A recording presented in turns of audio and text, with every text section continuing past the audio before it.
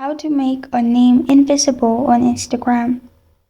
Hi everyone, I'm here to assist you today without any delay. Let's jump right in. First, open Instagram on your device. Make sure you're logged into your account.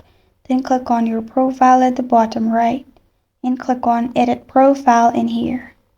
After you've clicked on Edit Profile, you will find your name. Simply click on Name. Then delete the name you have right now. One way is simply adding full stop and pressing on tick mark at the top right, or simply remove everything and then press on tick mark at the top right. Press on change name. As you can see, you can only change your name twice within 14 days. After you do that, you're good to go. This is how to make a name invisible on Instagram. Thank you for joining me today. If this video helps you out, please leave a like and subscribe for more. Got a question or want to suggest a topic? Comment below. Thank you for watching.